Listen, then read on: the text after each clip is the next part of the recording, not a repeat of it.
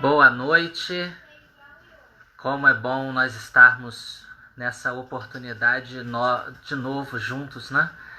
Essa alegria da gente poder toda quinta-feira, 19 horas, ter aí esse bate-papo, essa conversa agradável, esse diálogo, sempre com alguém que tem aí algo de bom para nos acrescentar. E nessa quinta-feira, especialmente, a gente vai receber a nossa irmã Soraya Juncker.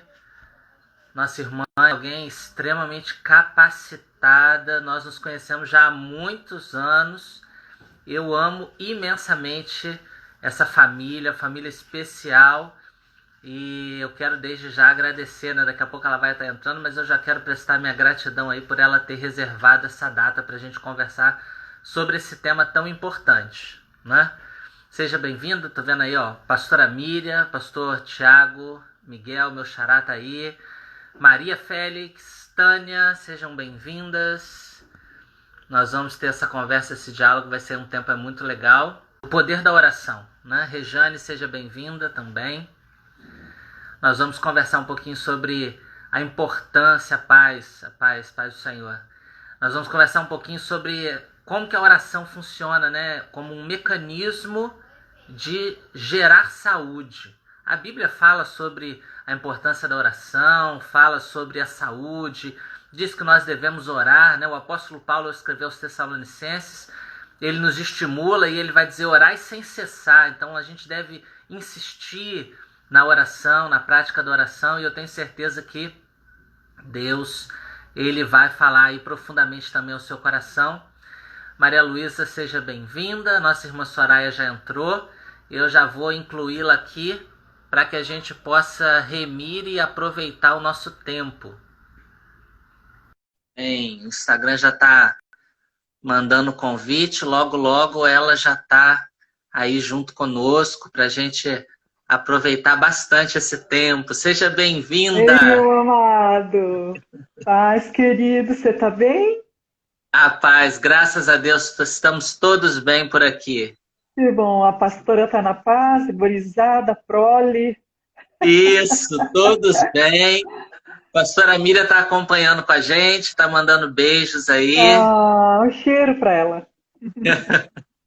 Eu estava compartilhando aqui já no iniciozinho Sim. de que nós amamos muito vocês. Vocês são pessoas especiais que moram no nosso Ah, coração. vocês, o nosso também, amado. Bons tempos que a gente já viveu, né? Na missão, tanto aqui em São Paulo, na época que vocês estavam estudando, como pastores, já na primeira região, É né? A verdade. gente tem memórias muito boas de tempo de Sim, comunhão com qualidade, né? é verdade, é verdade. Um tempo muito agradável. É, Sempre digo no início da live, eu cumprimentei todo mundo que entrou até aqui.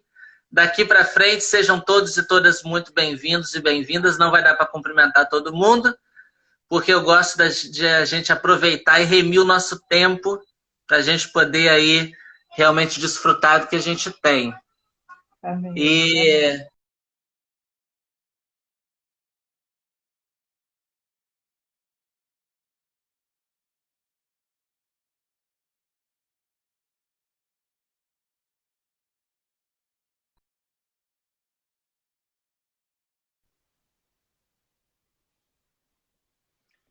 O seu travou, pastor, foi o meu. acho que foi o meu que travou. Foi Tá o meu bom, que travou. tá bom, porque senão eu tenho que É, rever aqui a rede. você poderia definir para nós o que é oração?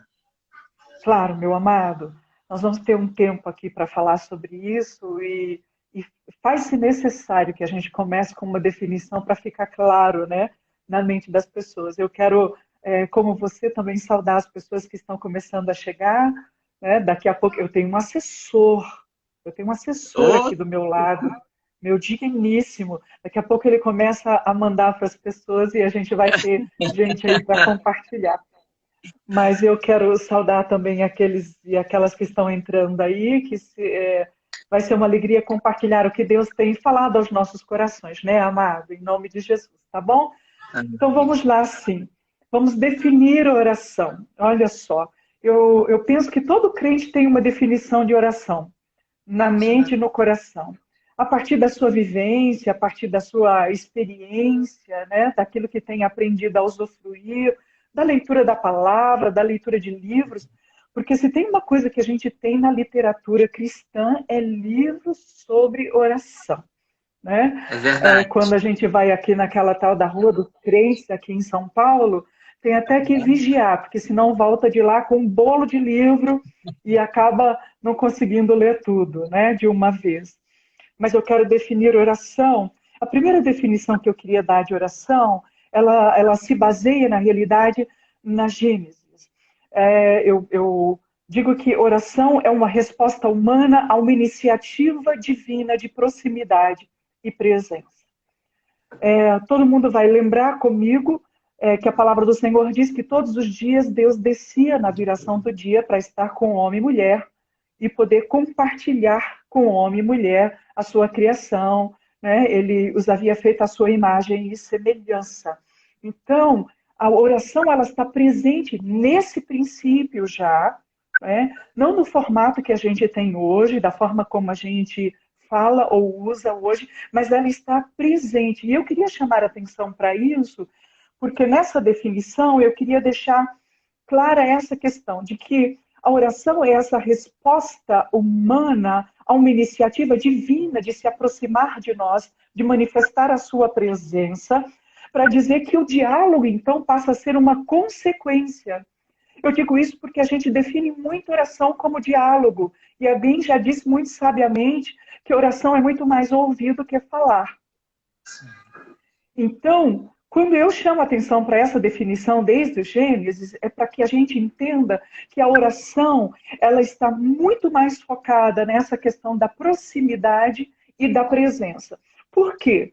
Porque a gente pode manter um diálogo sem presença, sim ou não? Você pode ligar para alguém e manter um diálogo com uma pessoa, mesmo estando distante, mesmo não estando presente, né, ali de forma manifesta. Como a gente também pode ter proximidade com as pessoas no elevador, num caixa de supermercado, no meio da rua, mas uma proximidade que não produz conhecimento. Então, quando a gente fala de a oração, ela ser a resposta humana à iniciativa de Deus, que aponta para essa presença e essa proximidade, a gente está falando de um diálogo baseado em conhecimento mútuo. Deus conhecia homem e mulher e homem e mulher conheciam a Deus. Então, essa é a primeira definição que eu queria deixar, porque ela foge um pouco do formato que a gente tem hoje quando a gente vai falar de oração. E na maioria das vezes, se você perguntar para a igreja ou para as pessoas, até mesmo para os alunos, né, define oração em uma palavra. A maioria das pessoas fala diálogo, né? Mas o diálogo é uma consequência da proximidade. Então, oração é mais proximidade e o diálogo é consequência. É proximidade, é presença manifesta e o diálogo é uma consequência. A segunda definição que eu queria compartilhar é que a oração ela é essa linguagem adequada para o lugar aonde nós estamos em Cristo Jesus. A palavra do Senhor diz que em Jesus nós estamos assentados nos lugares celestiais. E você sabe que todo lugar desenvolve uma linguagem. Então, se você vai conversar, por exemplo, com um policial, é preciso até antenar, porque eles têm uma linguagem muito deles, e a gente não entende quase nada. A pessoa que chega a primeira vez na igreja, ela vai ser também pega de surpresa em muitas expressões nossas, porque a gente tem um crentez, a gente tem uma linguagem que é comum para a gente, né? E isso é comum em todos os ambientes. Então, quando eu falo de que a oração é essa linguagem adequada para o lugar onde nós estamos, né? É para a gente entender que é preciso desenvolver essa linguagem, é preciso desenvolver a linguagem e o sotaque dessa linguagem. Né? Você sabe que eu sou nordestina. Eu hoje vivo uma crise na realidade, né? Porque quem é do Nordeste me ouve, acha que eu não sou do Nordeste. Quem é daqui de baixo me ouve, sabe que eu não sou daqui, né? Por causa do sotaque que vai mudando. Então, quando a gente fala da oração como sendo essa linguagem para o lugar adequado onde a gente se encontra em Cristo Jesus, não é só desenvolver uma linguagem no sentido das palavras, mas também do sotaque, para que a gente seja reconhecido como seres participantes desse estado de graça em Cristo Jesus. Então, essa é a segunda, né, definição.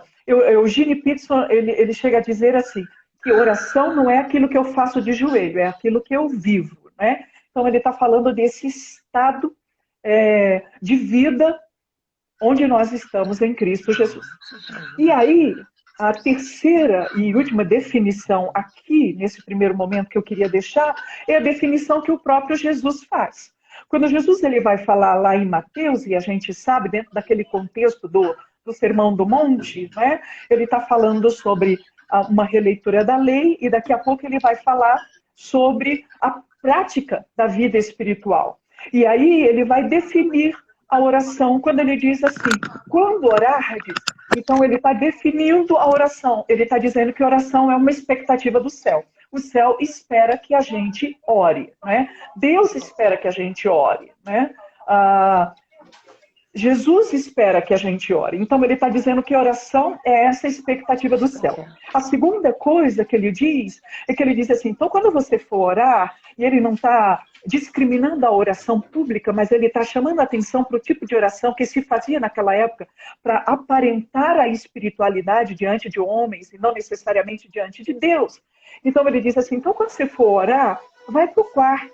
Por quê? Porque oração é caminho de intimidade. É a segunda definição que Jesus deixa para nós, né? Ele está dizendo que a oração requer essa comunhão íntima, requer essa presença no recôndito, no secreto. Então ele diz que oração é caminho de intimidade, porque a gente sabe que o quarto é esse símbolo da intimidade da vida, da intimidade pessoal, da intimidade do casal. Então ele está falando sobre isso, sobre essa qualidade que a oração tem que ter, e isso é uma definição. E por último ele diz, então você vai orar ao seu pai que está em secreto, e o seu pai que está em secreto vai lhe recompensar. Então ele está dizendo que a oração é uma via de mão dupla, né? Então ele está dizendo, você vem à minha presença e eu vou à sua presença. De novo, amado, se a gente for ler isso daqui, a gente vai perceber que ele está reforçando a primeira definição que eu dei, que é a definição de presença, a definição de proximidade, de conhecimento mútuo, né? Porque quando a gente fala de quarto, a gente está falando desse conhecimento na intimidade, ou seja, as pessoas não sabem como a gente é no quarto, a gente sabe. E só quem tem intimidade com a gente sabe como a gente é no quarto, né, irmão? E que Deus tenha misericórdia de nós, né? Porque no quarto... no quarto o negócio é diferente, o visual é diferente. Então, Jesus está chamando a atenção para isso. E aí, eu quero deixar uma definição minha para fazer a diferença entre oração e orar. Eu queria, então, dizer que oração é vida partilhada com Deus. E orar é partilhar a vida com Deus. Porque oração é a expressão e orar é a ação. Dá para entender isso? Tá? Então, oração é vida partilhada com Deus. Orar é partilhar a vida com Deus.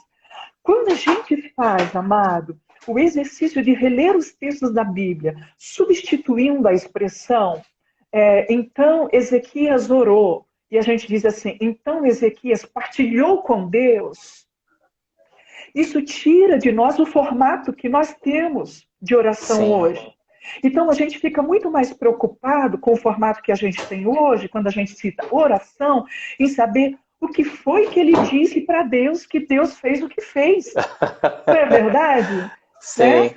É que nem a oração de Zacarias, quando entra, né? Zacarias entra para oferecer incenso lá no Lucas capítulo 1, e aí o anjo diz assim, a tua oração foi ouvida. Opa! Zacarias tinha vontade de ser pai, a mulher estéril, que oração foi que ele fez para que a gente possa fazer, né? Então, quando a gente substitui, a gente quebra, né, isso da mente. Então, a gente não se preocupa exatamente com a palavra que vai sair da boca, mas a gente passa a reforçar a ideia de que o que importa mesmo é que a gente esteja na presença de Deus e possa partilhar com Ele a vida da gente e a intimidade. Tá? Então, aqui, amado, eu queria só citar que orar, então, não é cumprir um rito religioso, mas Sim. pode até se chamar de rito, no sentido do ritual, né? Da liturgia, mas no sentido devocional e espiritual. Porque a oração, a gente vai entender que ela não é o resultado, ela gera o resultado. Né? Então, é interessante a gente fazer esse joguinho entre oração e orar, porque a gente vai perceber que orar é colocar diante de Deus a dor, a inquietação, a tristeza, a angústia, o pesar, a perda, a alegria, a gratidão, a esperança, não diante de homens, mas diante de Deus. Aí a gente traz de novo a oração para o essencial, que é a vida colocada diante de Deus. Né? E aí, quando a gente pensa nisso, ainda dentro desse contexto do significado da oração, para a gente poder fechar, né, eu queria só trazer à memória o fato de que Jesus, ele deixou o testemunho dele para os seus discípulos, então ele orava, e os discípulos perceberam tanto que o negócio era bom e que funcionava, que eles pediram para ele, né? Eles não pediram, Senhor, nos ensina a fazer milagre, ensina a gente a juntar gente, ensina a gente a atrair as pessoas, ensina a gente a pregar como o Senhor prega. Não, eles disseram, Senhor, ensina-nos a orar. Jesus ensina a orar, Jesus fala sobre o que significa a oração, e aí ele vai incitar o povo a orar, lá em Mateus capítulo 7. E quando ele vai incitar, ele diz 3 coisas. Eu quero terminar esse primeiro momento citando isso. Ele diz o seguinte, pedi e dar-se-vos-á. O que ele estava dizendo é, ora, porque oração traz resposta. Básico, né? A resposta pode ser sim, pode ser espere, pode ser cresça. Né? Porque às vezes a resposta de Deus para nós é cresça. Você não tem maturidade para lidar com isso que você está pedindo. A segunda coisa que ele diz, que orar faz efeito, quando ele diz, buscai e achareis. O que ele está dizendo, olha, se dedique à prática dessa proximidade, porque isso faz efeito. Vai fazer efeito em você, vai fazer efeito através de você. Muito pode, por sua eficácia, a oração do justo, diz a palavra. E por fim, ele diz, ore, porque a oração vai lhe levar às portas abertas. Ele diz, batei e abrir-se-vos-á. E o que ele está dizendo é que quando a gente ora, a gente se abre para uma dimensão nova da fé. A gente vai entender coisas que a gente nunca tinha entendido, a gente vai perceber Deus como talvez nunca tivesse percebido, a gente vai ver milagres como talvez a gente nunca tenha visto. É verdade. É verdade. Então vamos lá, Amado. Eu vou colocar o fone, parece que está dando ruído. Tá sim, querido. Mas eu queria. Mas você está me ouvindo bem? Eu estou lhe ouvindo muito bem. Tá legal. Estou lhe ouvindo muito bem. Tá bom. Eu falei já no início que depois que a gente começa eu não cumprimento mais ninguém, mas eu não posso deixar de cumprimentar o Júnior. Eu vi que ele entrou. Ele entrou sim. Está aqui para não casar, que está super frio em São Paulo, vida. O pastor está cumprimentando você. Um grande abraço para ele. Ele vai aparecer aqui só para dar um oi. Ai, que bom, aparece. Ei, pastor. Deus abençoe. Amém. Vou te ver. Amém. Muito bom, muito bom. Obrigado. Tudo de bom. Obrigado. A gente tá conversando sobre oração e eu fico pensando assim, que inquestionavelmente todo cristão sabe que tem que manter uma vida regular de oração.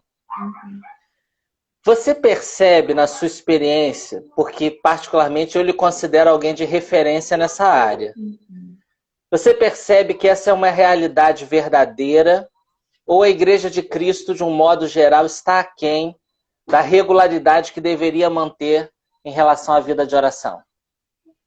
Poxa vida. Eu queria dar uma resposta diferente.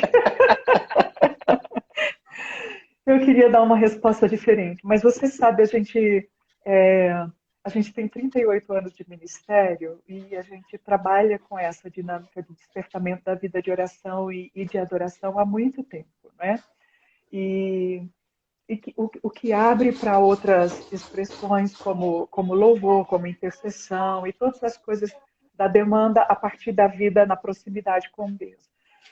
E a gente faz uma leitura do que tem sido a vida de oração da igreja, né?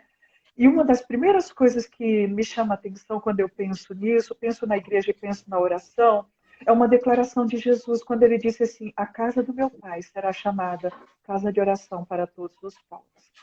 E aí o que fica claro para nós é que Jesus está dizendo o seguinte, que quando a gente não enfatiza a oração, a gente está corrompendo o propósito de ser casa do Pai.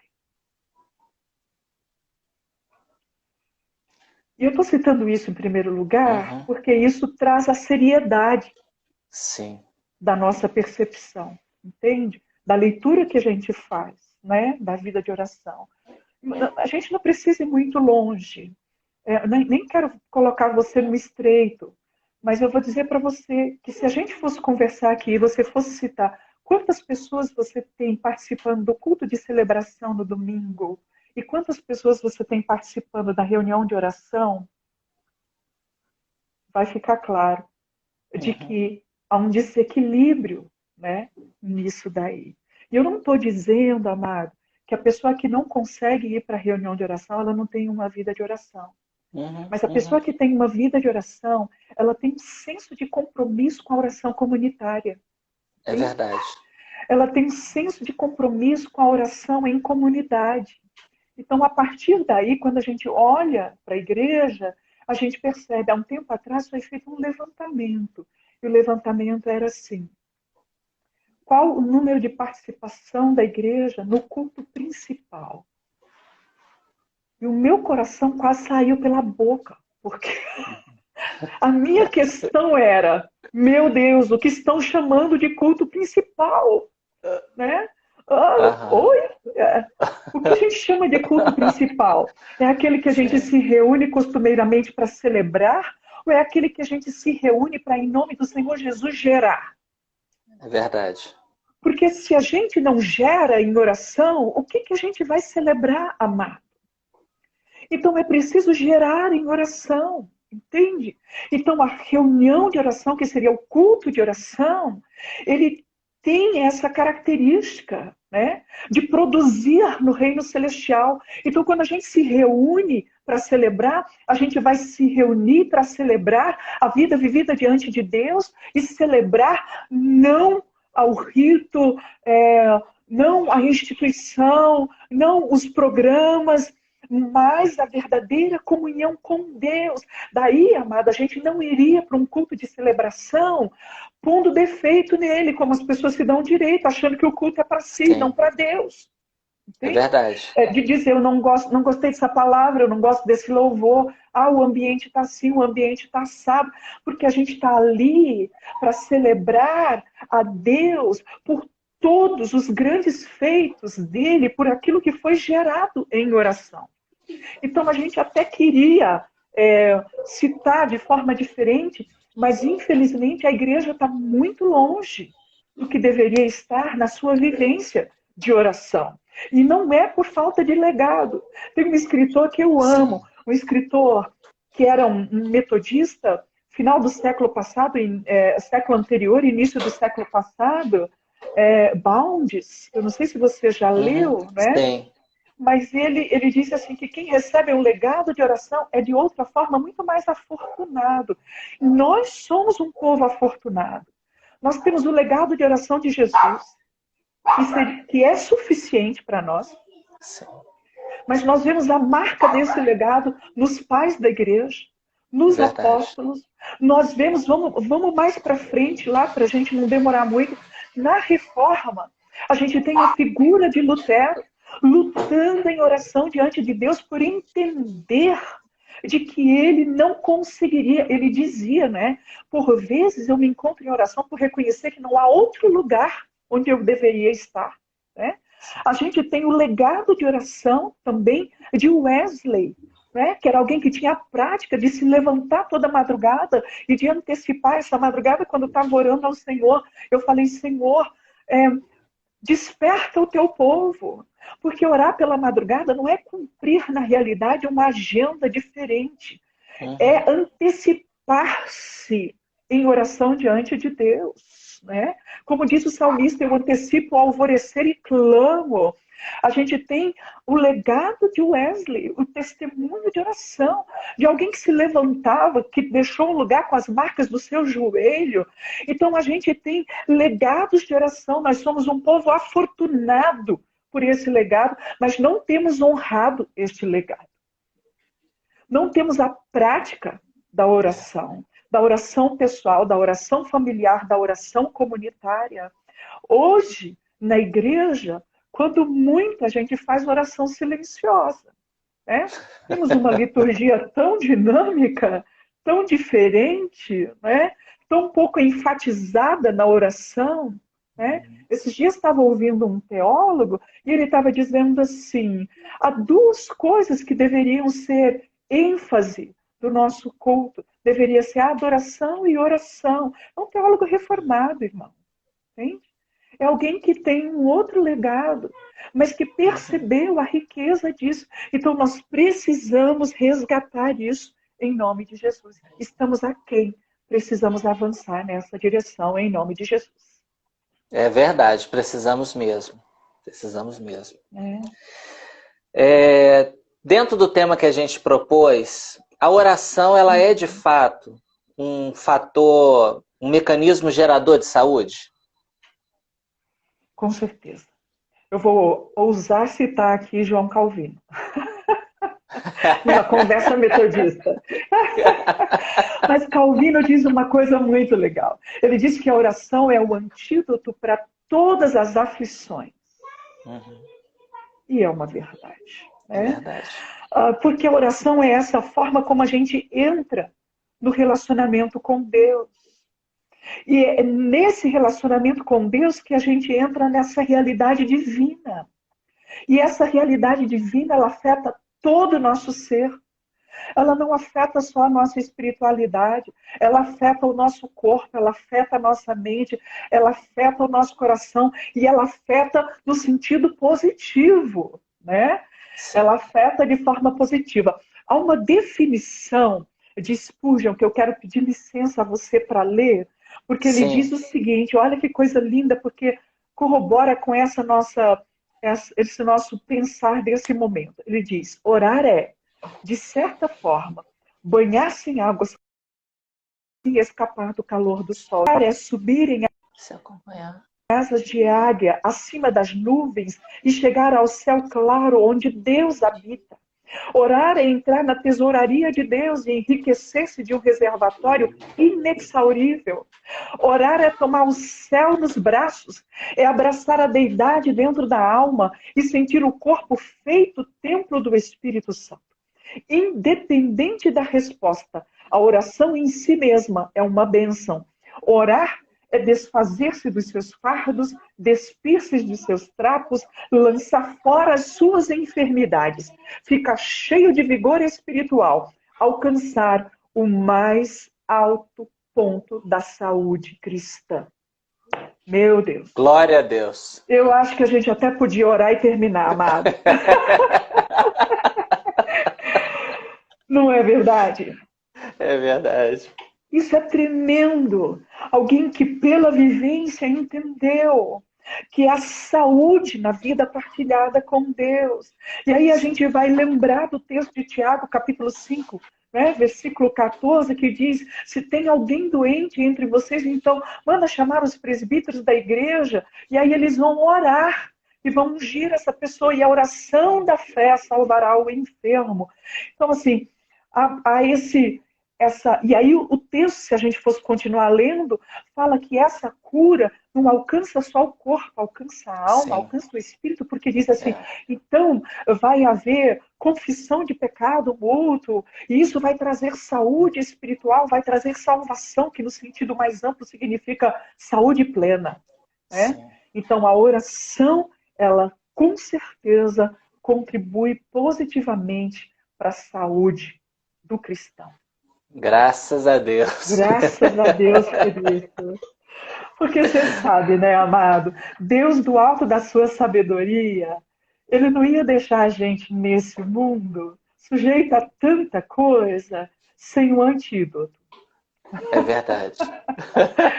Né? Assim como no princípio de todas as coisas Ele já sacrificou o cordeiro, quando Ele nos fez e Ele sabe que a gente ia passar pelas provas, lutas, inquietações e seríamos afetados, né? Correr o risco de ser afetado na saúde, no sentido geral, Ele já nos deixou um antídoto em nome de Jesus. É verdade. Como a oração pode contribuir para a restauração e a manutenção da saúde mental? Uau! Isso está muito em alta hoje em dia, né? Tem sido fala de muita gente, essa preocupação com a saúde mental. Afinal de contas, a gente está no meio de uma pandemia. Sim. E hoje eu ouvia um relato de um médico e ele dizia que não tem sido divulgado, né? E aí, com todo respeito, eu até digo que é prudente o número de pessoas que estão em depressão e têm se suicidado também nesse tempo, né? Porque há realmente uma fragilização mental, né? As pessoas elas estão sofrendo, né? Gente que não estava acostumada a ficar dentro de casa, a não poder sair, a não ter um espaço para ir. Eu não sei quanto a vocês, mas aqui em casa chegou a ser engraçado. Tem uma varandinha aqui no apartamento e a gente mora no mesmo apartamento há 22 anos. E com todo respeito, amado, a gente não usava varandinha, mas o efeito psicológico é tão forte que a gente arrumou a varandinha todinha. E todo dia a gente vai para a varanda ler, a gente vai para a varanda orar, vai para adorar. A gente comprou cadeira para pôr na varanda, porque essa questão da saúde mental, ela está requerendo um olhar mesmo, né? E tem um psicólogo que é um aconselhador, né? É um pastor Daniel, eu não sei como é o sobrenome dele, eu falo Schipani. Ele fala uma coisa interessante, ele faz um paralelo entre saúde mental e espiritualidade saudável. E eu achei muito legal, porque ele diz que a saúde mental ela pode ser caracterizada simplesmente pela capacidade de pensar, de se comportar, né? E de lidar com os desafios e as lutas. Mas ele diz que a espiritualidade saudável e madura, né? Ele diz que essa é, na realidade, uma avaliação permanente de manifestações vivificantes, ou seja, no sentido de dar paz, propósito, alegria, amor a si, amor aos outros, e não perder de vista a habilidade de transcender. Olha, eu achei muito legal isso. Porque no meio dessa crise que a gente está, tem muita gente preocupado, né, e focado só na saúde mental, que pode ter investimento de muitas formas. Mas quando ele coloca assim, ele está dizendo, olha, há um efeito positivo da espiritualidade na saúde mental. Porque a saúde mental sem o respaldo da espiritualidade vai fazer você até lidar de forma razoável, mas não vai manter o sentimento de paz, gozo e equilíbrio. Né? Sim. E isso é muito interessante. E aí a gente lembra de um texto bíblico, né, nessa direção, lá de Filipenses 4, versículos 6 e 7, quando Paulo está falando, ele diz assim, olha, não andem ansiosos por coisa alguma, mas em tudo, pela oração e súplica e com ação de graça, apresentem seus pedidos a Deus. E a paz de Deus, que excede o entendimento, guardará o coração e a mente de vocês. O que Paulo está dizendo é que o exercício da oração, né, diante de Deus, com esse toque do reconhecimento dos feitos de Deus, com esse toque da súplica que aponta para um tipo de oração que se baseia numa promessa de Deus, o que ele está dizendo, olha, esse tipo de oração vai trazer saúde para a sua mente. Isso vai ser bom para você.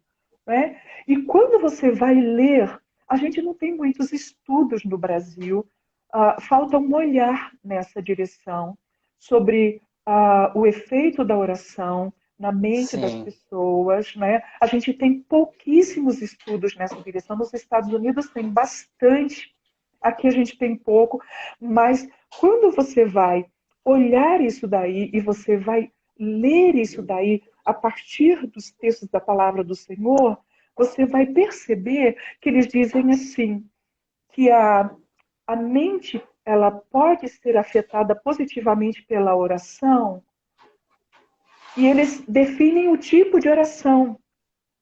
Então ele não diz que é qualquer oração. Por exemplo, Paulo aqui, ele não diz assim, rasga o coração de petição diante de Deus, que Sim. aí isso vai aliviar a sua mente. Não, ele diz assim, olha, faz o seguinte, não fica ansioso, né? Se você precisa de alguma coisa, apresenta isso a Deus. Mas apresenta isso em oração e súplica, ou seja, disponibilizando o ser diante de Deus, trazendo à memória o que Deus já disse para você, porque isso é súplica, com ações de graça, reconhecendo a presença de Deus e como Deus já tem ministrado a você, o quanto Ele já tem lhe abençoado. Esse tipo de oração vai fazer com que a paz de Deus, que excede toda a habilidade da mente de compreender, invada a sua mente e lhe mantenha saudável. E isso é fantástico, amado. É verdade. Né? Penso que isso responde, pelo menos assim, chama atenção, porque jamais esgotaria a resposta, para o fato de que a oração, ela contribui, sim, com a restauração e a manutenção da saúde mental.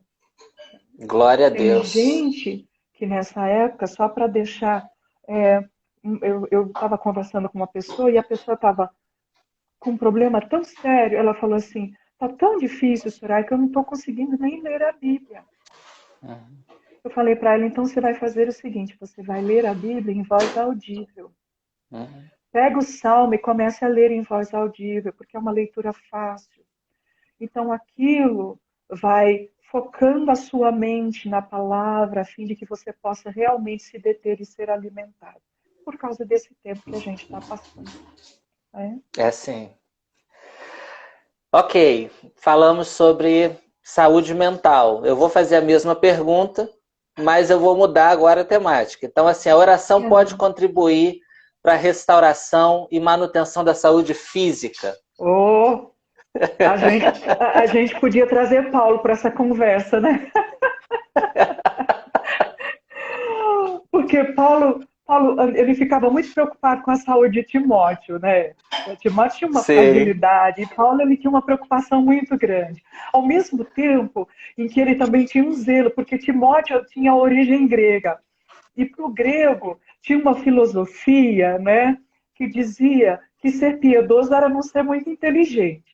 Então Paulo, ele fala sobre piedade com Timóteo como em nenhuma outra carta ele fala.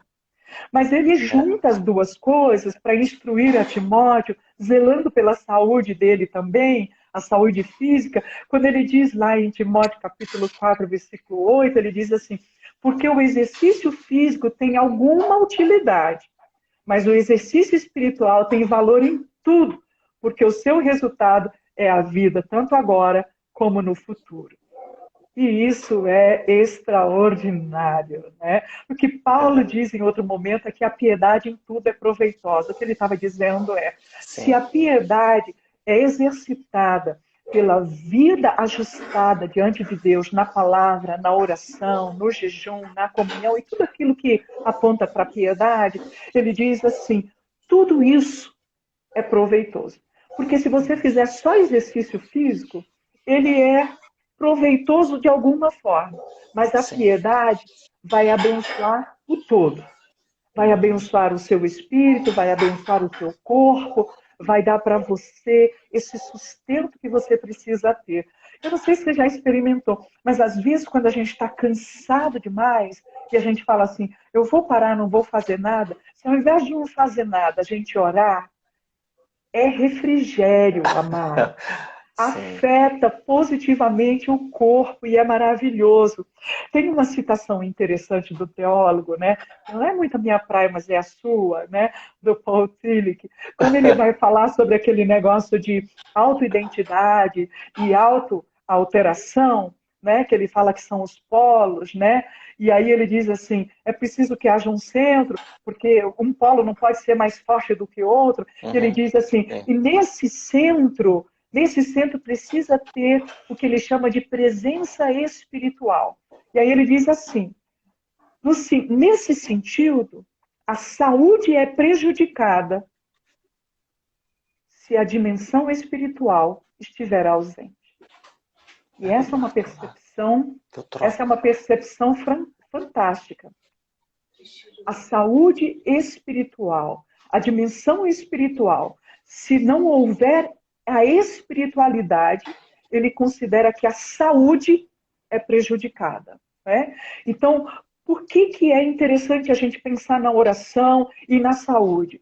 Porque a gente olha, por exemplo, para Ezequias, que eu citei no começo, né, que eu falei, Ezequias orou, né, então Ezequias compartilhou com Deus a sua luta, né, e ele diz para Deus, ele falou, Deus, olha para mim, né, eu fui um homem que vivi na tua presença, ele foi instrumento de um avivamento extraordinário, ele restaurou um templo que estava de portas fechadas, foi um testemunho fantástico, né, de Ezequias, mas ele se encontra doente, então ele vai e ora a Deus, e a palavra do Senhor diz que então Deus o curou, né? Porque ele orou a Deus. Né? Então, a oração, ela nos coloca nessa dimensão da graça diante de Deus que é Yahvé Rafá, que é o Deus que cura. Então, esse Deus que cura, ele toca a nossa mente, mas toca também o nosso corpo, né? Para o louvor da glória dele. E isso é maravilhoso. Glória a Vamos Deus. lá, senão Glória a gente não termina Vamos lá. hoje, né? Muito bem, eu vou então juntar as duas próximas porque elas estão relacionadas, né? Como que a oração contribui para a restauração e manutenção, tanto da saúde emocional como da saúde espiritual. Ok. Eu quero só citar em relação à saúde emocional uma coisa. É que assim, quando eu falei no começo de que a oração era essa presença, essa proximidade, que o diálogo com Deus seria o resultado disso daí, né? O que a palavra do Senhor está mostrando é que há um estado de comunhão sugerido entre o Criador e a criação. Então, quando a gente ora, esse estado de comunhão em Jesus, né, que revelou a Deus como Pai nosso, né, dá para nós esse entendimento de que a oração, ela nos envolve numa relação também afetiva com Deus. Né?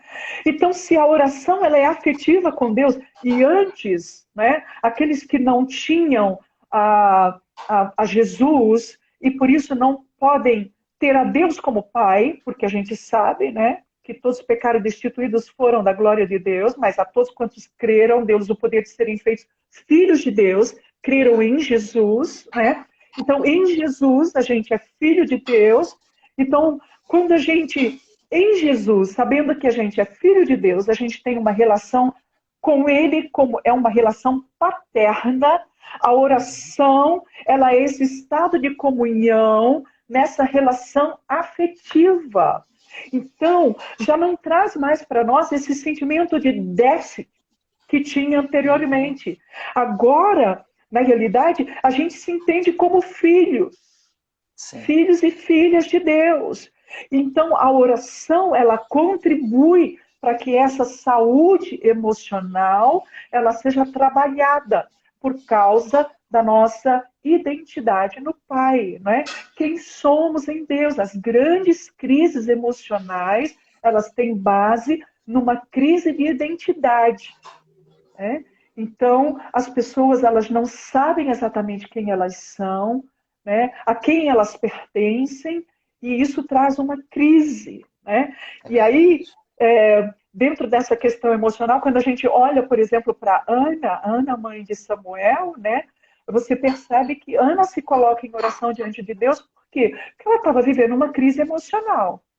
Ela vivia uma luta muito grande, ela tinha uma rivalidade, ela tinha um limite pessoal, que ela não podia ser mãe, ela tinha uma crise dentro de casa, que era a rivalidade com a outra mulher do seu marido, ela tinha aflição, ela tinha angústia, diz a palavra, e o texto na Bíblia em hebraico, quando ela se apresenta para orar, diz que ela, o Júnior está ali sinalizando para cá, diz que ela estava em profunda depressão. O texto no original da Bíblia hebraica diz que Ana, em profunda depressão, se coloca no altar e ora. Né? E a gente sabe que essa experiência mudou o estado emocional de Ana. É verdade. Então, a oração, ela afeta o estado emocional da pessoa que ora. E aí, entrando, né, nessa questão aqui, porque aí o nosso tempo também já está indo, né, da manutenção da saúde espiritual, eu queria trazer uma figura. Eu estou, nesse tempo, amado, a gente tem buscado se manter não ocupado, mas produtivo. Então, eu estou escrevendo um monte de coisa. E estou terminando um livro sobre oração. E nesse livro sobre oração, né, eu já terminei um e-book chamado Arcadianos, que vai ser lançado agora nos próximos dias. Mas estou terminando de escrever um livro. E esse livro é sobre oração. Pensando um pouco sobre oração nos sentidos mais práticos, algo bem próximo da vivência, né, que a gente tem. E no livro eu falo um pouco sobre oração como fôlego da alma, que isso é da natureza da oração, né? Por quê? Porque essa é uma expressão de homens e mulheres de Deus. Então, a gente lê, por exemplo, Martinho Lutero, ele dizia que oração é oxigênio da alma. John Wesley dizia que a oração é o fôlego da vida espiritual. O que eles estão dizendo, em outras palavras, é assim: se respirar é fundamental, orar é fundamental. Né? Porque ele estava dizendo, se a gente precisa do oxigênio, a gente precisa da oração. A gente precisa da oração tanto quanto precisa do oxigênio. Então, se respirar é fundamental, orar é fundamental. A respiração, ela é considerada uma das funções básicas do organismo. E eu quero fazer esse paralelo aqui, para a gente entender.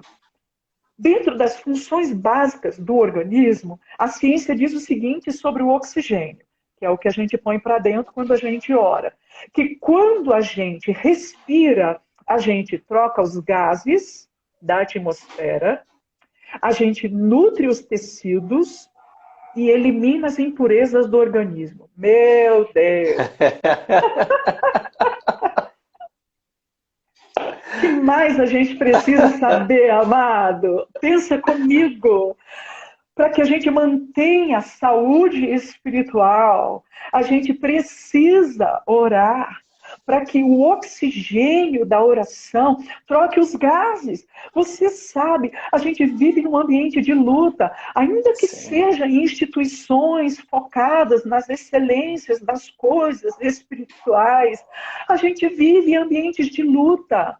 O que ele está dizendo é, você respira ares que não são bons para a sua espiritualidade, não são produtivos no reino. Então você precisa orar para trocar os gases, para mudar a atmosfera, porque senão isso vai adoecer a sua espiritualidade. É preciso trocar os gases. Eu não quero me estender aqui, então já vou para o próximo. Ele diz assim, você quando respira, quando você joga oxigênio para dentro, sabe o que acontece? Você nutre os tecidos. Então, se nós pensamos na nossa estrutura espiritual, como seres espirituais que somos, significa que se quando respiramos nutrimos o tecido natural, quando nós oramos nós nutrimos o tecido da nossa estrutura espiritual. Nós somos nutridos, alimentados, entende? Nutridos, alimentados, fortalecidos. E aí, por fim, ele diz assim, olha, quando a gente ora, né, pensando no oxigênio, ele diz assim, a gente elimina as impurezas do organismo. Meu Deus! O Júlio está dizendo que o bispo Paulo Lockman entrou. Sim, eu iria citar. Amado, é um prazer e uma honra para nós ter o bispo Paulo Lockman é conosco. verdade. Sabe que nós o amamos profundamente. Muito. Viu?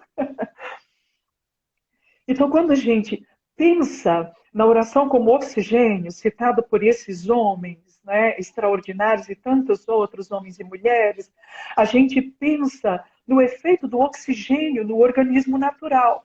E o terceiro efeito é tirar as impurezas. Então, quando a gente pensa no organismo espiritual, entendendo a oração como sendo o oxigênio da alma, a gente vai entender que quando a gente ora, a gente lava o espírito de toda a impureza. Tem uma hora que o apóstolo ele diz assim, olha, é preciso lavar as impurezas da fé, porque a fé de vocês está contaminada, vocês já não são mais os mesmos, não conseguem mais crer nas mesmas coisas. Tem uma hora, amado, que se a gente não estiver em permanente oração, como diz o cântico, né, da época do meu digníssimo esposo, em fervente oração, a gente vai manter as contaminações no organismo espiritual. Então a oração vai oxigenar o organismo espiritual, para que o tecido seja nutrido, para que os gases sejam trocados, para que a gente respire a atmosfera do lugar onde nós estamos em Cristo Jesus, que nós falamos no começo, e para que a gente tenha, então, essa lavagem, né? Essa purificação do nosso organismo. Né? Então, a oração, ela surte efeito, sim, na vida espiritual. Tem uma hora que Jesus está conversando com Pedro, e aí nós vamos lembrar que ele disse, Simão, Simão, Satanás pediu, está cirandando, Satanás quer, né? Ele vai te peneirar, eu, porém, roguei por ti. Ele não está falando da saúde física de Pedro, ele não está falando da saúde mental de Pedro, ele está falando da saúde espiritual. E aí ele diz assim, então quando tu te converteres, fortalece os teus irmãos. Então ele está falando dessa necessidade de vivermos uma dinâmica de oração que traga saúde para a alma e saúde para o espírito, em nome de Jesus. E vamos nós, amado. Quase terminando. Que bom, estamos quase lá.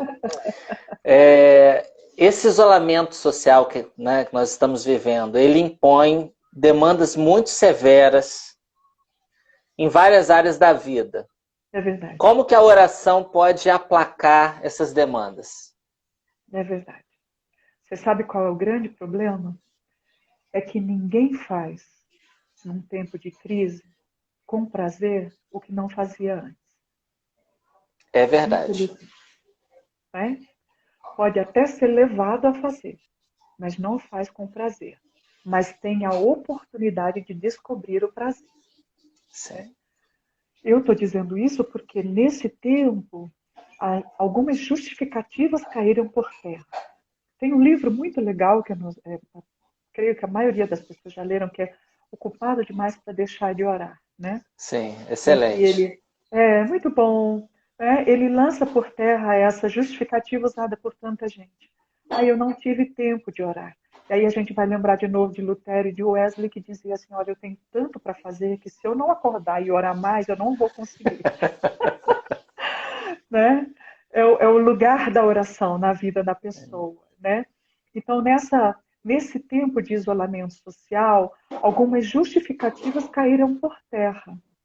A questão é que o problema nunca foi falta de tempo, mas foi falta de reconhecimento da necessidade de encontrar tempo. Né? Eu costumo dizer para os alunos que quando uma pessoa ela tem uma dor de dente, por exemplo, mas ela está muito atarefada no trabalho, ela vai levando, e não vai para o dentista até que um dia ela acorda, não consegue nem piscar o olho de tanta dor, ela deixa tudo e vai no dentista. Ela reconheceu que era preciso encontrar tempo. E aí, nesse tempo de pandemia, nesse tempo de isolamento, né, Deus está nos proporcionando, né, nos dando a oportunidade de reconhecer que a nossa grande crise em relação à oração é a falta de reconhecimento do valor da proposta celestial que ela traz, do valor que ela tem em todos os níveis que a gente colocou aqui, e de que as nossas justificativas não subsistem, porque a gente agora não pode quase sair de casa, a gente não pode fazer metade das coisas que a gente fazia, e tem gente que continua não sem orar. Porque aí, amado, eu vou dizer uma coisa para você, que a intenção da oração não é facilitar a vida de quem ora, mas é facilitar a ação de Deus na vida de quem ora. Sim. E eu estou dizendo isso porque aí tem gente recorrendo à oração nesse tempo, buscando em Deus a facilidade de algumas coisas, sabe? Tipo assim, Deus, para com esse negócio todo, porque eu preciso voltar a fazer isso ou aquilo. Tipo a mulher samaritana, sabe? Ah, Senhor, então me dá dessa água para eu não ter que vir buscar, né? Então, a oração, a intenção da oração não é facilitar a vida de quem ora, é facilitar a ação de Deus na vida de quem ora. E Deus está nos dando essa oportunidade nesse tempo, né? Para que a gente possa resgatar coisas que a gente abriu mão de vivenciar diante de Deus, né? Eu quero deixar aqui um desafio, né, para quem está nos ouvindo, de que a gente planeje uma agenda. Eu fiz um texto, eu devo compartilhar agora na segunda-feira, mas eu estava falando sobre essa coisa da gestão do tempo. Porque você sabe, a gente não está vivendo um tempo sem agenda, a gente está vivendo um tempo de agenda diferente. Porque quando você não tem uma agenda, você corre o risco de se tornar agenda de alguém. Ou de algo que não necessariamente vai contribuir com o seu crescimento, né? O Júnior fica ali. Ele está dizendo que a Igreja Amada de Indaiatuba entrou aqui. Sejam bem-vindos, queridos. Né? A Igreja Batista de Indaiatuba. Então, quando a gente é levado a orar, amado, nesse tempo, né, para a gente reconhecer de que essa agenda nova que a gente está vivendo é a oportunidade de reconhecer as coisas que são essenciais, de verdade. Sim. Você percebeu que a gente não precisa de tanta roupa quanto a gente tem? Esses dias eu brinquei com a pastora e eu falei assim, pastor, eu acho que as minhas roupas de ir para a igreja estão achando que eu me desviei. Meu Deus! Né? Porque tem um monte de gente querida aqui entrando e o Júnior fica citando. Sim. Mas assim, Deus está nos dando a oportunidade de pensar uma agenda que favoreça o propósito de Deus na vida da gente. Sim. Né? Que nos leve a esse estado de graça, né? Da proximidade de Deus e do conhecimento mútuo, que nos mude. Porque essa é a oportunidade que muita coisa seja mudada em nós. A gente está percebendo que a gente não precisava de muita coisa, mas a gente está percebendo, ou precisa perceber, que muita coisa na gente precisa ser mudada, a fim de que a gente saia melhor desse tempo. E a gente seja parte de algo muito grande que Deus vai fazer. Que a gente possa cumprir o que diz a palavra do Senhor, viver de modo digno do Evangelho. É verdade. Porque quando essa citação foi feita, é porque o apóstolo estava dizendo que o impacto da vida daquela igreja, como comunidade cristã, ia ser grande no meio da sociedade pagã onde eles viviam. Amados, nós precisamos sair para impactar em nome de Jesus. É verdade. Em nome de Jesus. Em nome de Jesus. Nosso tempo está indo embora, amado. Mas eu penso que construímos algumas coisas, algumas ideias juntos. Assim, foi uma alegria, viu? Foi, eu quero agradecer mais uma vez.